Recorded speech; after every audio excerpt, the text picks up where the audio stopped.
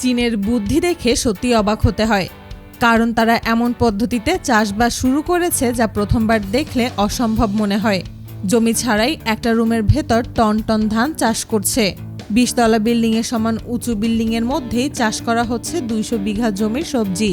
অন্যদিকে সমুদ্রের নিচে তৈরি করেছে এক বিশাল সবজির বাগান। সমুদ্রের উপর বানিয়ে ফেলছে কার্পেট ফার্মিং। আবার পোকামাকড় দমনে মাঠে ছেড়ে দিচ্ছে হাজার হাজার হাঁস। কৃষকের পরিবর্তে জমি পাহারা দিচ্ছে এই ধরনের রোবট কুকুর। চীনের এমন আরও অনেক কৌশল রয়েছে যা দেখলে আপনি একটাই প্রশ্ন করবেন, চাষবাসের এত বুদ্ধি তারা পেল কোথা থেকে? Floating farm. পানির উপর ভাসতে ভাসতেই চাষ হচ্ছে টন টন সবজি। শুনতে অবিশ্বাস্য মনে হলেও চীনের কৃষকরা বছরের পর বছর ধরে এই পদ্ধতিতে টন টন সবজি চাষ করছে। এখানে সাধারণ জমির মতো মাটির উপর চাষ করা হয় না, বরং পানির উপর বিশেষ প্ল্যাটফর্ম তৈরি করে তার উপর গাছ লাগানো হয়। দূর থেকে দেখলে মনে হবে হয়তো কোনো কৃষি জমি পানিতে ভেসে চলে যাচ্ছে। সবচেয়ে অবাক করার বিষয় হলো এই পদ্ধতিতে সাধারণের চেয়ে কয়েক গুণ বেশি ফসল উৎপাদন করা সম্ভব।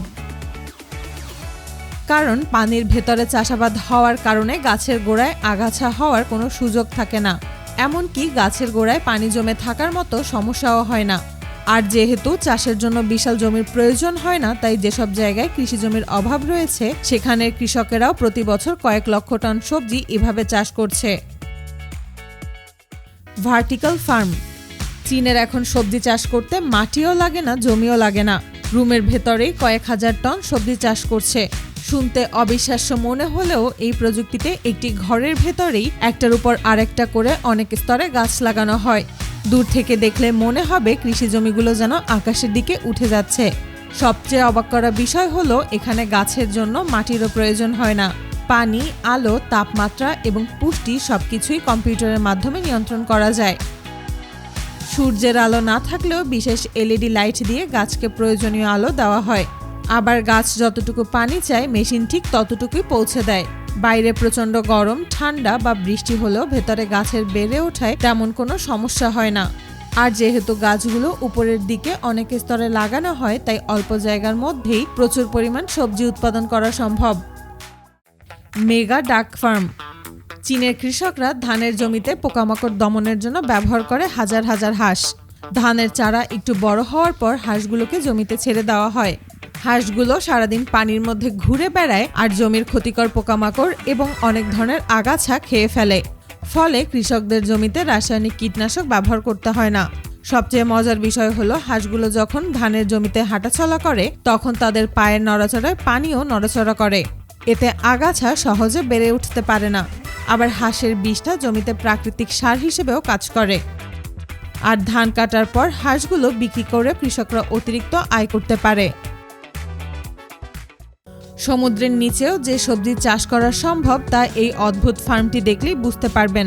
এখানে স্বচ্ছ গোলাকার গম্বুজের ভেতরে বিভিন্ন ধরনের গাছ চাষ করা হয়। গম্বুজগুলো পানির নিচে থাকার কারণে বাইরে থেকে দেখতে অনেকটা ছোট ছোট পানির নিচের বুদবুদের ঘরের মতো লাগে। সূর্যের আলো পানির ভেতর দিয়ে গম্বুজের ভিতরে পৌঁছায় এবং গাছ বেড়ে উঠতে সাহায্য করে।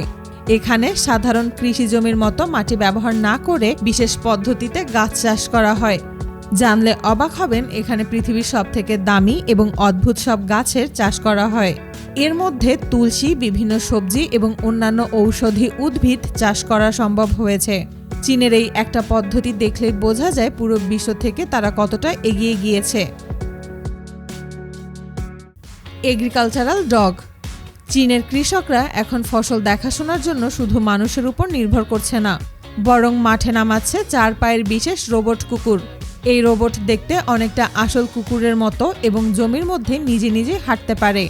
এর শরীরে লাগানো থাকে ক্যামেরা এবং বিভিন্ন ধরনের সেন্সর।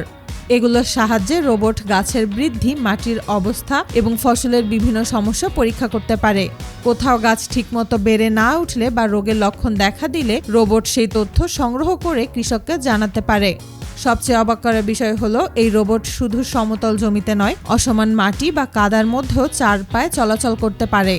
ফলে এমন জায়গাতেও এটি কাজ করতে পারে যেখানে সাধারণ কৃষকের কাজ করাও কঠিন।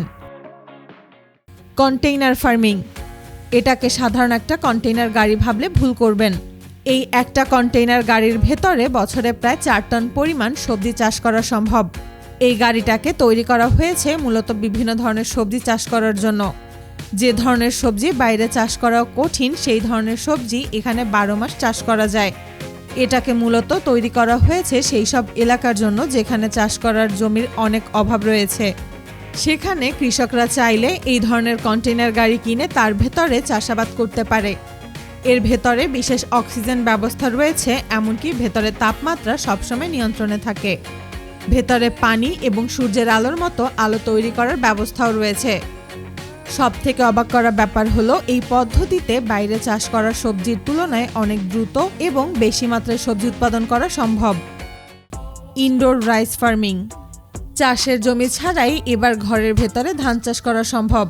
শুনতে অবিশ্বাস্য মনে হলেও চীন বিগত কয়েক বছর ধরেই রুমের মধ্যেই ধান চাষ করছে। এখানে খোলা মাঠের মতো সূর্যের আলো, বৃষ্টি বা মাটির উপর নির্ভর করতে হয় না। একটি ঘরের ভেতরে ধানের গাছ একটার পর একটা সারিতে লাগানো হয় এবং পুরো পরিবেশটা মেশিনের মাধ্যমে নিয়ন্ত্রণ করা যায়। সবচেয়ে অবাক করার বিষয় হলো গাছের জন্য যতটুকু আলো, পানি, তাপমাত্রা এবং পুষ্টি দরকার সবকিছুই নির্দিষ্টভাবে দেওয়া সম্ভব।